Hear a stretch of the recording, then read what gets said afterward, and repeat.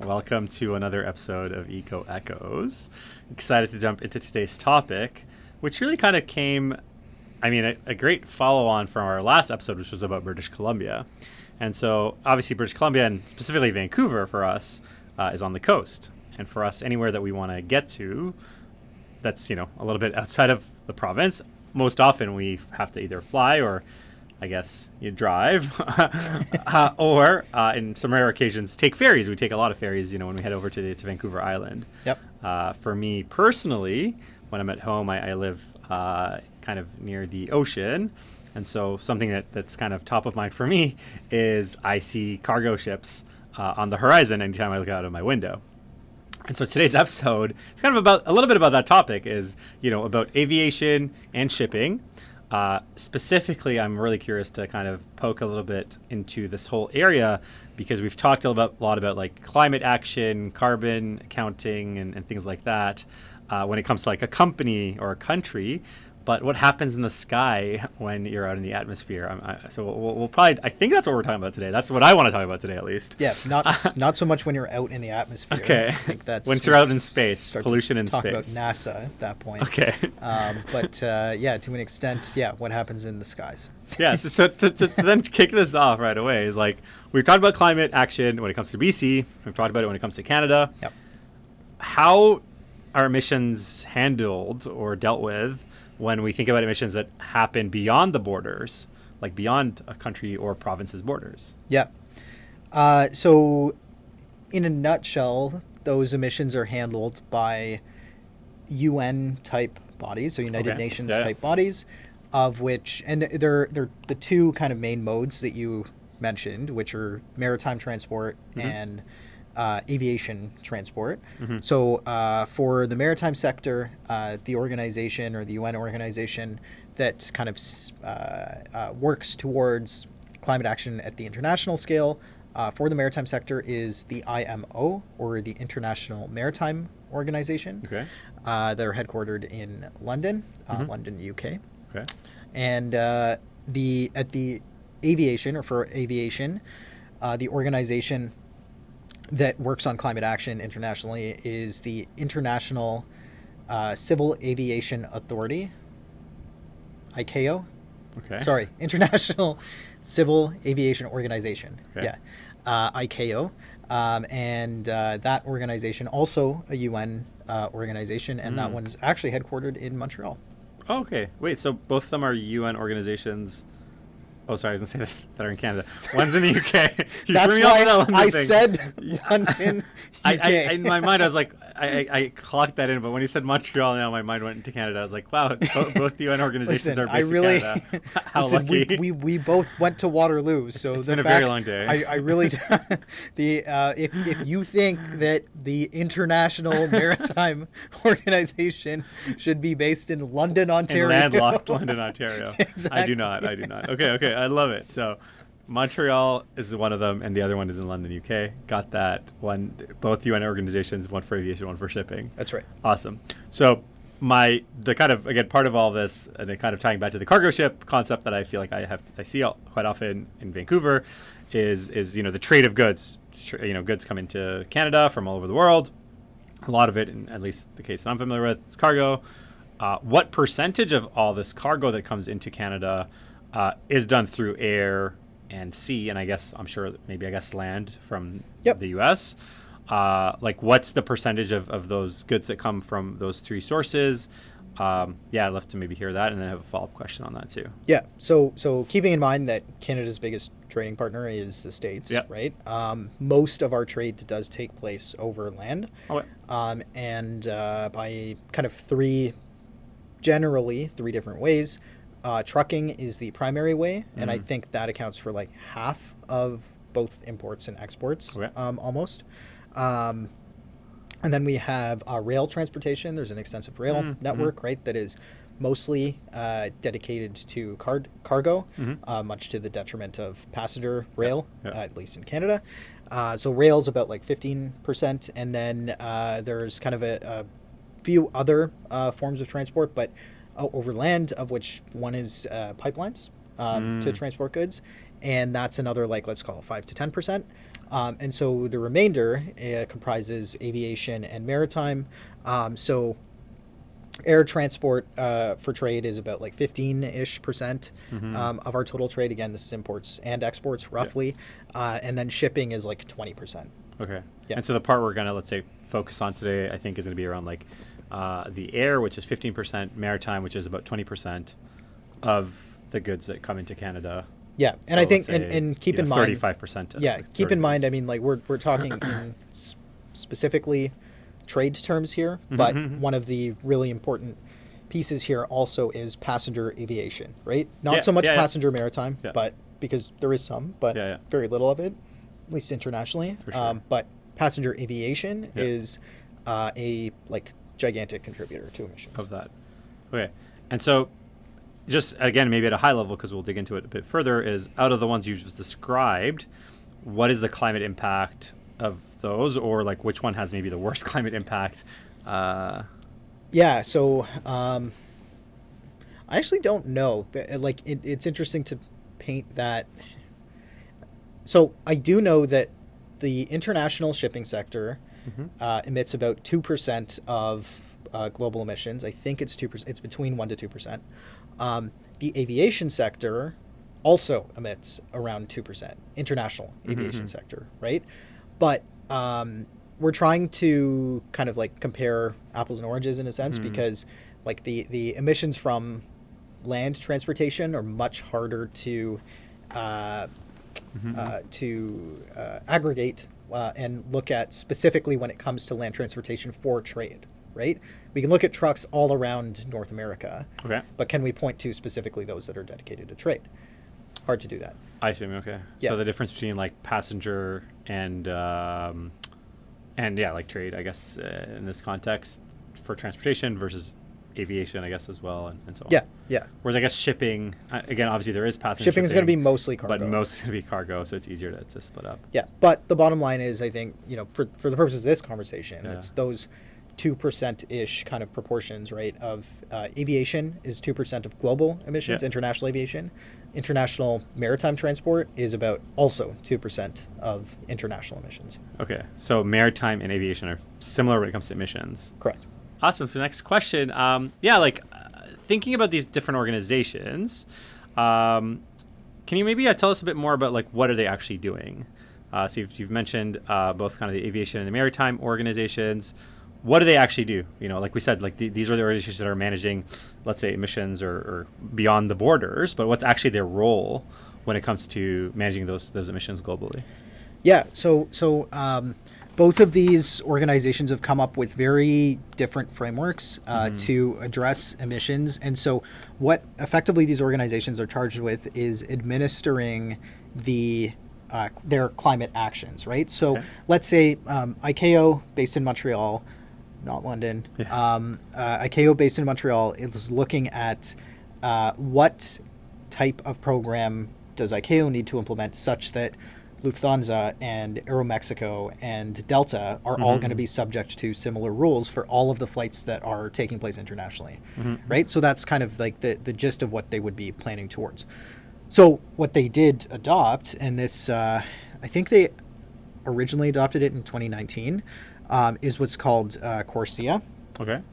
And CORSIA is the shorthand for a very long term, which is the Carbon Offsetting and Reduction Scheme for International Aviation, I think. Okay. Yeah.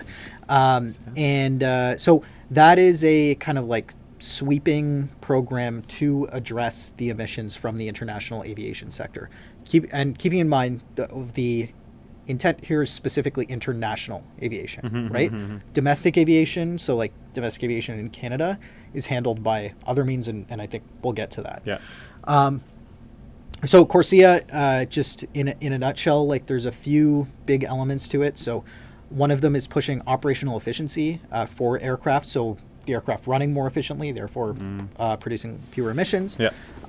Investing into newer technology, better technology, again, for the purpose of reducing emissions.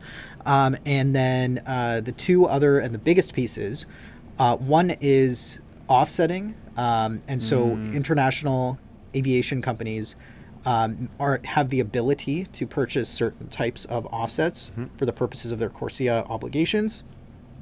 And the last one is sustainable aviation fuels, or SAFs. And so CORSIA is also dedicated to helping scale up what the supply looks like of sustainable aviation fuels. Okay, so it's really like pretty, I guess, sounds like it's fairly involved, I guess, in that case, because in my mind, the thing that does come to mind with aviation is like things like offsets. Like we've heard about those, and sometimes when you buy a ticket, you can see that, and again, well, that's one thing, but yeah, I wouldn't have thought about like fuels, for example. Yep. So like, again, fairly it's involved pretty. with It is. Yeah, it's a pretty sweeping program, and the interesting thing about CORSIA, one of the interesting things is its adoption schedule, because I believe I remember doing a presentation about this, and it was early. It must have been, honestly, probably January 2020. And the intent was the pilot phase of CORSIA to start 2019, I think, through 2021 or something like that, a 3-year pilot phase. And then to be implemented and enforced, I think the target was like 2022 or 23 or something like that. And then COVID happened, and then all of passenger aviation fell off a cliff. And so they delayed the implementation of CORSIA being forced onto airlines.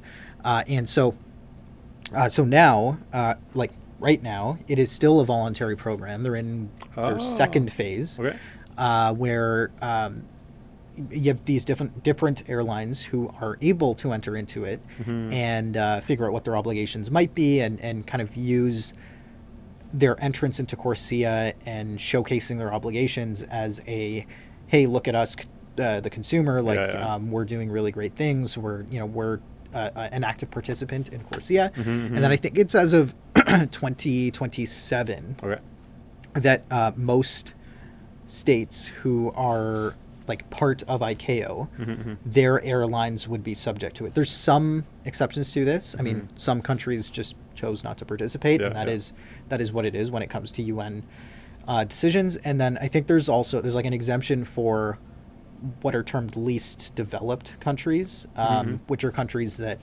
it's been deemed that they don't have the economic capacity, nor would it be. It would be completely like unfair to ask those countries and their airlines, national airlines, to participate in something like that. Okay, interesting. And I think that's an interesting take on it, especially that pilot aspect of the programming, because to your point, I think with a lot of consumers, and the especially consumers that have, like, again, a more progressive perspective on climate, that flying with a certain company or airline that has made a certain commitment around climate is something that they would want to do, versus just kind of randomly pick the cheapest flight, which is often what I would do. So it's good to know that there's something out there in the aviation world related to climate, and that the companies are taking it seriously, or at least experimenting with it through these pilots as well. All right, so that's the aviation side. Now let's head over to the shipping side. Right. So tell me a bit about the international organization that you mentioned earlier. I already forgot the acronym. Tell me about that organization. What do they actually do? What have they implemented so far? Yep. So the other organization is the International Maritime Organization, or the IMO. So they have taken a very kind of different approach than the aviation sector on climate, and it's very interesting to see how these two organizations are, like, in a sense, like, complementary but competing, especially on things like this.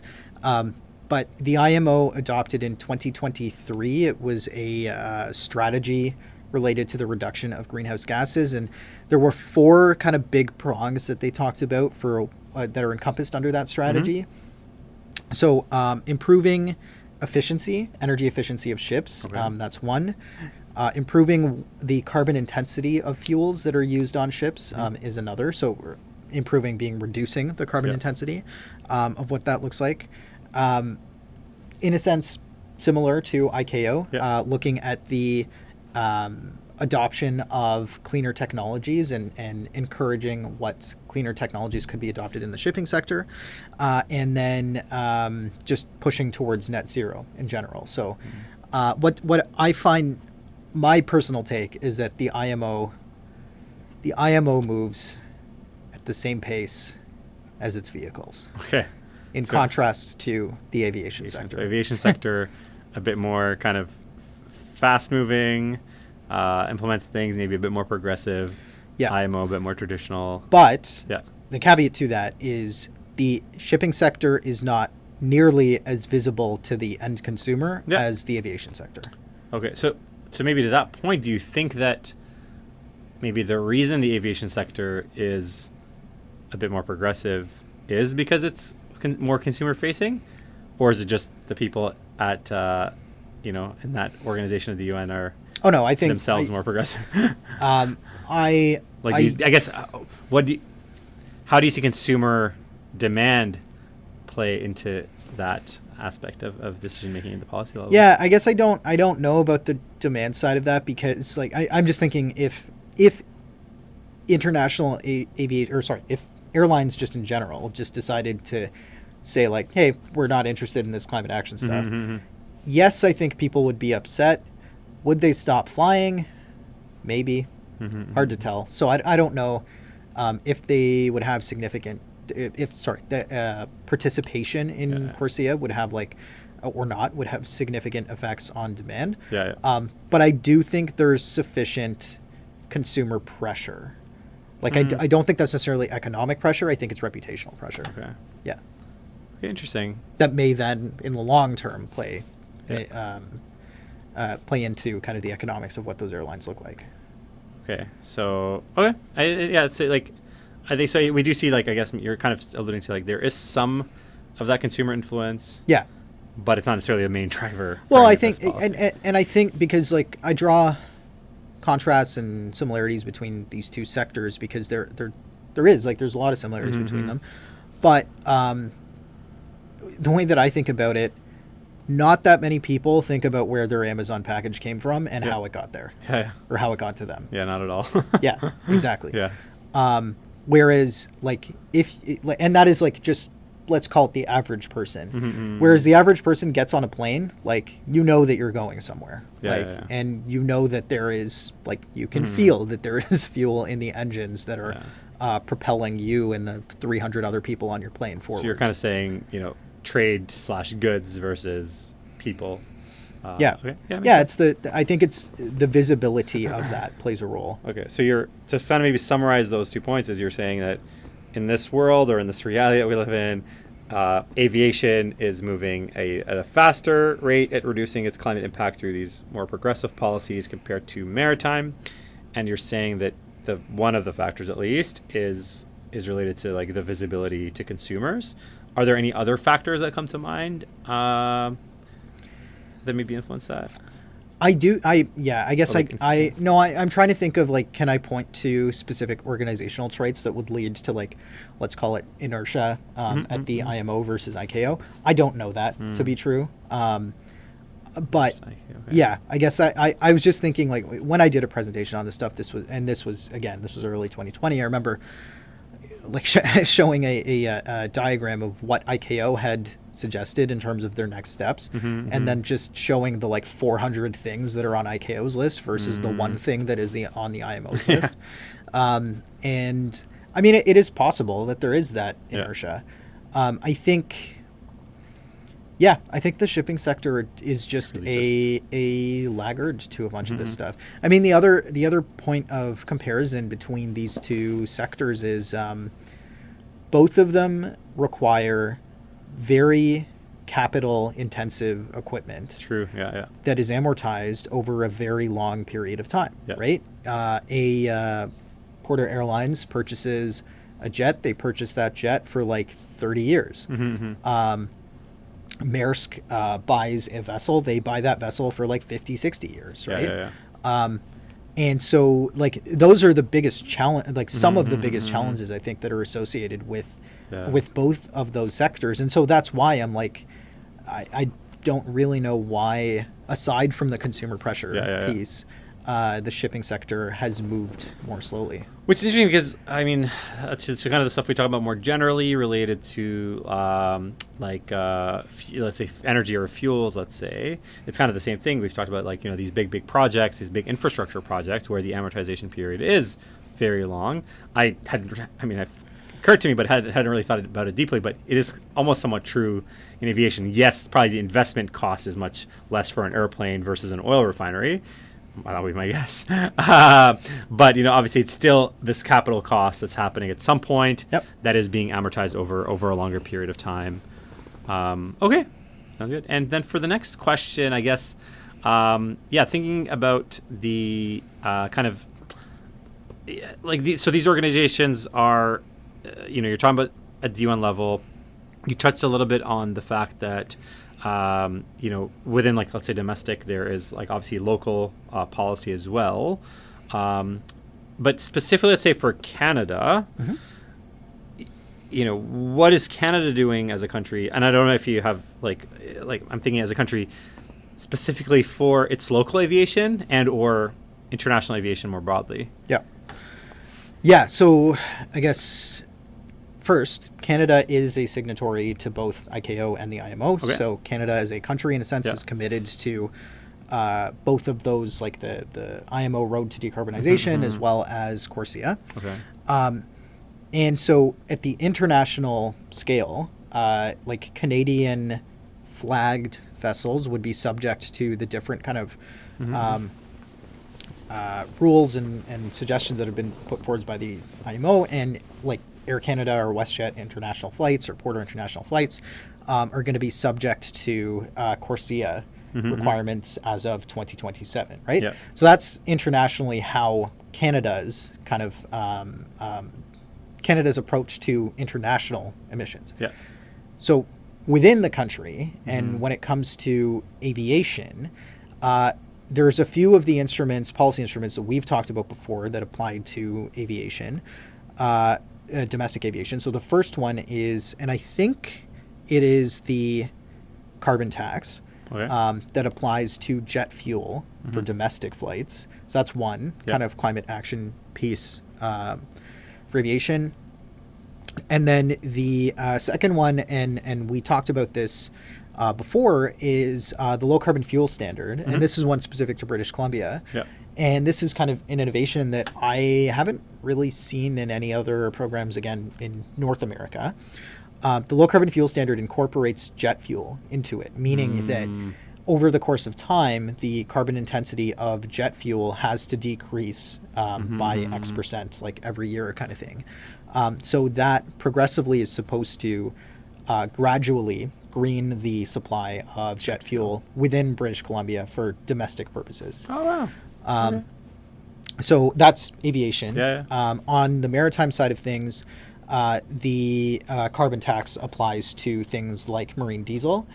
So that's kind of the other policy piece that applies to maritime domestically. Which in a sense, like over time, should encourage these organizations to either change their vehicle, change their fuel source, because maybe, existing fuel is taxed more heavily or whatever. Correct. Yeah. And I think, there's some other innovative ideas out there, like one that's been put forwards and has started implementation is what's termed a green shipping corridor. Okay. And so like a corridor established, I think it's between like Alaska and might even be like Los Angeles, but includes like most of the coastline of British Columbia, to a corridor dedicated to figuring out what fuels would work and what are the implications, operational implications for using this green fuel or this green fuel, and making this operational improvement and so forth, right?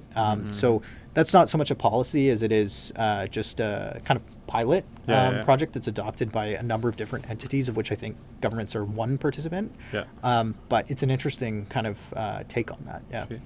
And actually, before I forget as well, like we talked about CORSIA.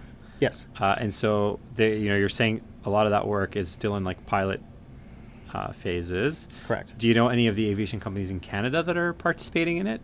Are they participating in it? My understanding is, I don't know about the timeline explicitly, Okay. but I do know that when CORSIA will officially enter into force, the airlines that like not be in a pilot phase anymore, of which like I do think that these airlines are subject to the pilot phase and that they are participating in it. I'm not 100% sure of that though. Okay. But the ones that are, I'm pretty sure, are Air Canada, WestJet, Porter, like pretty much the full suite of airlines that fly at least across the country. Yeah. Because one of the other, and this is somewhat of a side note, one of the Yeah. other really interesting aviation companies located right here in Vancouver is Harbour Air.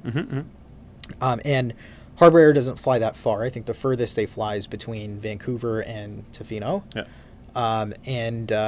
But they are dedicated to the electrification of their entire fleet of planes. And that only works for Electric short-term planes, planes. Yeah. But that's kind of that's something that they have taken up as a company. But they would not be subject to the like CORSIA. Yeah. So that's just more of like a consumer or corporate kind of decision, I guess, to be more green. Yeah, that's right. Yeah. No, very interesting. I guess you touched a little bit on the like a low carbon fuel standard and how it ties into the jet fuel and aviation. Like does it impact, I guess, anything else in aviation, or does it even impact like on the maritime sector? You described like there was the carbon tax or pricing. Yes. But does the low carbon fuel standard itself also impact both of them? You see how complicated this is? I know it gets so complicated. I'm a bit lost. Like not lost, but like it's because there's all these different levers, I guess. Yes. Yeah. And so, in my mind, as someone who's maybe more like layman, like in my mind, it's just like one thing: like is the industry moving in the right direction or not? But in the reality is like as I talk to you every time, it's like, oh wait, there's like 10 things that are happening. Yeah. And then obviously they're happening across multiple industries. So yeah, any more thoughts on that? Yeah. No, so the maritime sector is excluded from British Columbia's low carbon fuel standard for the time being. Keep in mind, the low carbon fuel standard is intended to be a complementary measure to the carbon tax. Okay. In that the carbon tax is intended to be like cross economy. Right. The low carbon fuel standard is intended to specifically target transportation related emissions. Okay. For a long time until like very recently, it was intended to effectively only target road transportation emissions. Or maybe, sorry, let me back up. Road and rail transportation emissions. And as of recently, it now includes jet fuel. Okay. Yet to be determined whether marine fuels will be included in that at a later date. I imagine there is a date at which that will be true. But again, that will only apply within British Columbia. Okay. Right? Yeah. So, and maybe summary, and correct me if I'm wrong, carbon tax is across like the different areas. So like land, transport, aviation, and maritime, carbon tax applies. Yeah. But the low carbon fuel standard, it seems because it's more related to just transportation rather than, let's say, trade, it's applied to land transportation, so cars, vehicles, etc., and aviation through jet fuel, like encouraging the reduction of carbon intensity of where we get our jet fuel or how we process it. Yep. Yeah, exactly. Whew. That's like the most complicated sentence I've ever said in my life. Awesome. So yeah, we're talking about how these, again, like these organizations are at the international level. And, these are UN organizations. Part of their work, I'm guessing, not only is to put these standards, but my sense is there's some kind of reporting. I'm thinking like to our episode about ESG, like, there's some kind of reporting obligations that then companies participate in. Are there reporting obligations or compliance obligations for companies, organizations, when it comes to these international frameworks? Yes. So I can't speak to the IMO's, the maritime sector's stuff in as much detail because it's relatively new, and I think they're still in the process of figuring out what that can look like. I do know, as an example, one of the things that they're tracking in the maritime sector is the energy efficiency design index of ships as they are designed, like even before they go to construction, and ensuring that the shorthand for it is EEDI, and that EEDI is like the average that is accepted for any like shipping, I guess, construction company or shipping architecture company or whatever, is progressively decreasing over time. So like that is a way where you're having like, it's not quite the type of reporting that you're describing in terms of that ESG reporting, but that's one of the measurable ways in which that's working. One of the other things on the maritime side is the carbon intensity being measured over the course of like a voyage, right? So like, going from whatever, like Montreal to London, England. And so, the carbon intensity measured, so how much was emitted over the course of that time, and then how far that ship traveled, and then progressively over time, the carbon intensity index, I think is what it's termed, being lowered over time as well. So if it does that trip, let's say, again, in like 3 years or whatever, it can't use exactly the same fuel. And you're saying that companies are measuring that today, or that they should be? Yes, of a certain threshold. Yeah. And I personally am not quite sure as to what that threshold is. People who are within that sector know specifically what that threshold is. So that's the maritime side in terms of reporting. The CORSIA, in terms of reporting, CORSIA has a measurement, reporting, and verification, or MRV, framework that they've adopted. So I believe, and I don't know what frequency, but airlines are required to report that type of information, at least to their national entities. So like in Canada, we have Canadian aviation regulations. And so I believe those airlines like Air Canada, WestJet, et cetera, are required to report that information at least through those regulations to, I think it's Transport Canada. And then I believe most of that information is then relayed to ICAO. So, and I don't know if that's annual or like every 3 years or whatever it is, but yes, there is like a reporting kind of framework that's in place for that. Okay. So there is some structure. Still, I guess a lot of these programs are maybe somewhat new, especially like these kind of upcoming pilots that are going to be, or the current pilots that are going to become programs in the future. So I'm guessing like that those frameworks are kind of being put together. Someone at Air Canada right now, their job maybe is to put together some spreadsheets around this. Well, and I think it's like you raise an interesting point, because yes, a lot of this stuff is pretty new, and so a lot of people are figuring this stuff out as they go. One of the things that we've talked about is timeline, right? And we've talked about 2030, we've talked about 2040, and I think a lot of organizations, and certainly the UN organizations, have recognized it's like, well, we need to run before we can walk, kind of thing, right? Wait, like, what? You need to walk before you can run, or run before you can walk? No, we need to run before we can walk. Okay, cool. Because, like, yes, we're going to implement something. We're going to do it right away. We're going to make mistakes, and that's fine, because we'll figure out what those mistakes are while we're running, and then we'll figure out how to adjust our running. I've been doing some running lately. Yeah, I can tell. Yeah. No, okay, that's it. Yeah, and I think that's because of the urgency, right? It's like we don't have the time to do like a 5-year pilot for everyone to really just get settled and get comfortable with what this is before it's put into place. It's like, no, we kind of need this now. Okay, I like that. So it's good. Like I'm always pleased when I hear of agencies that are like not necessarily even being innovative, but being like aggressive or pushing for action, let's say, versus just kind of an endless loop of planning. So that's definitely good to hear, and kind of gives me a little bit of optimism around this topic. And I'm kind of keen to maybe revisit this in a few years, almost be like what has the aviation industry done, and how have they lived up to those commitments? What else has changed, and kind of figure that out. Well, and I think it's interesting to look at your I want to say micro cases, but like your case studies. I mentioned Harbour Air, right? Harbour Air did their first fully electric flight on one of their branded planes in, I think it was 2023, last year? Fairly recently, like a year or two. I remember seeing that in the news. Or the year before, 2022. Anyways, I think like they've talked about the next goal that they have is their first commercial flight, because that flight was a test flight. Yeah. Their first commercial flight, fully electric, in 2026. And that requires going through all sorts of different kind of regulatory frameworks, including for aviation, the most important one being safety by far. So they're in the process of doing that. But exactly to your point, like within a few years, like we could conceivably see every Harbor Air vehicle fully electric, which would be pretty nuts. Interesting. Yeah. I mean, again, it's cool to see like some innovation in the space. I mean, for sure on both sides, obviously aviation maybe being a bit more progressive, maritime being a little less progressive, but even aviation, like such a big space that doesn't really change that often at all.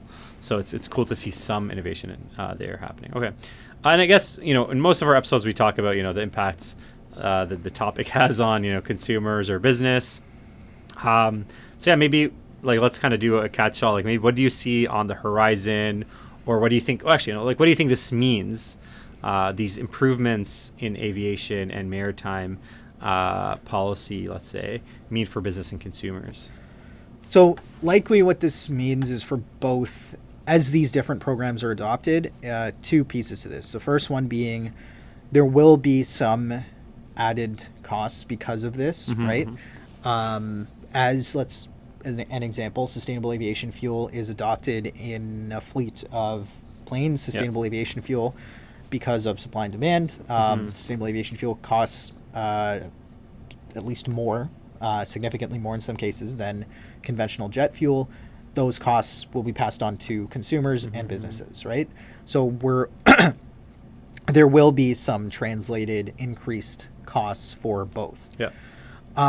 On the other side, though, I think like we're going to see so much more innovation, right? Because of exactly things like that, just even using that same example, right? Like, okay, well, we figured out that this pathway works for sustainable aviation fuel and it costs this much.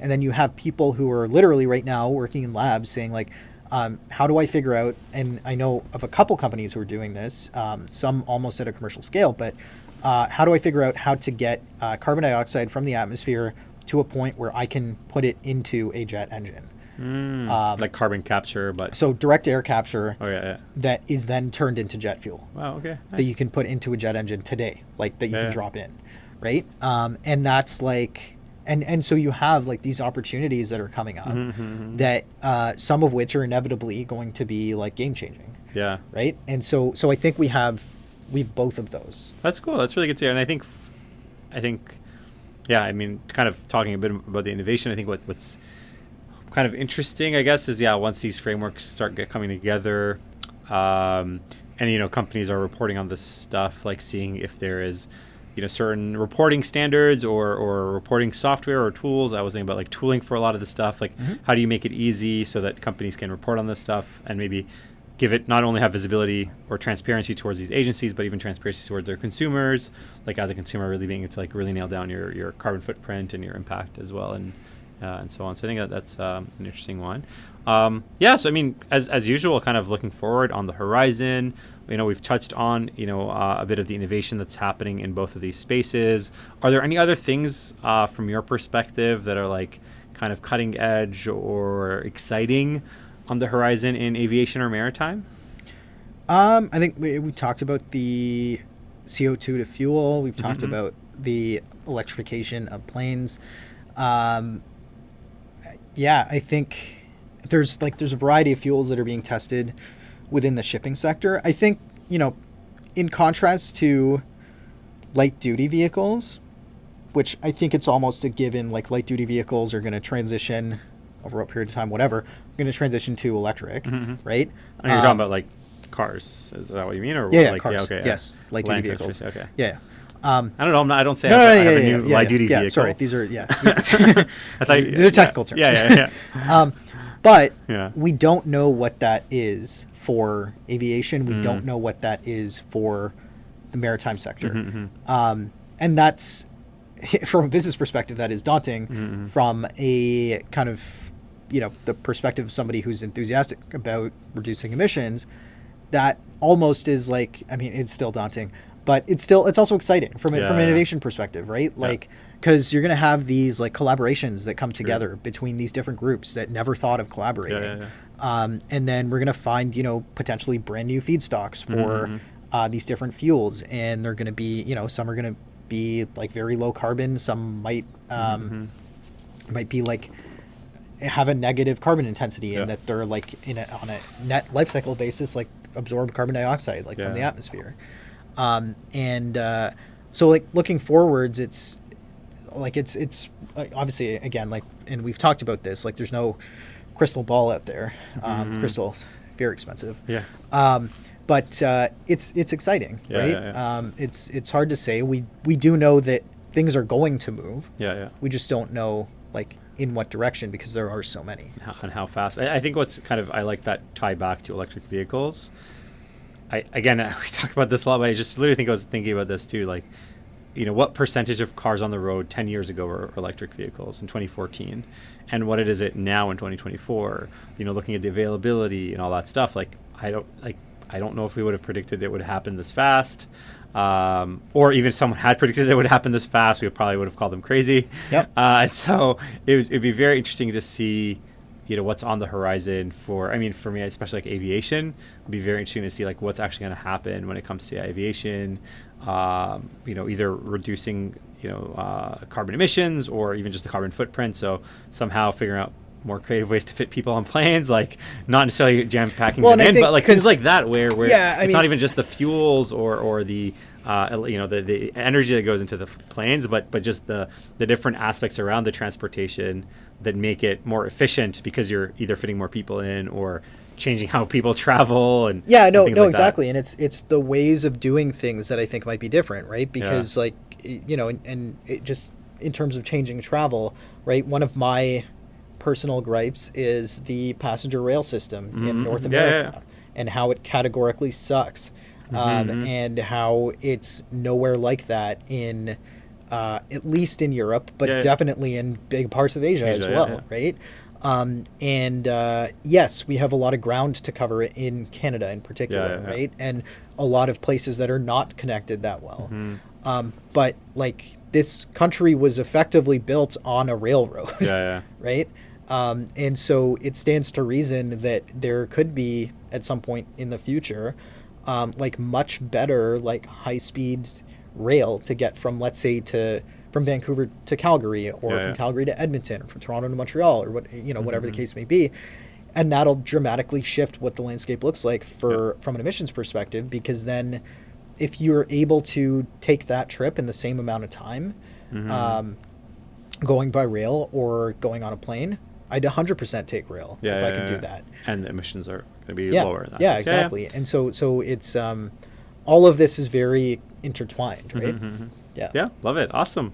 I don't have any more questions. I think that was very insightful. Again, a topic that I really don't think about often, but I sat on my balcony today and it kind of came across my mind, and I'm glad we got to chat about shipping and shipping in the maritime and aviation as well, and transportation in those sectors. So next time you order a package from Amazon, think about where it came from and think about how far it may have traveled. It comes from the Amazon driver that drops it off at my door. It does not, what's 100% true is it does not, nor should it come from the Amazon. Okay, it definitely, hopefully will not come from the Amazon.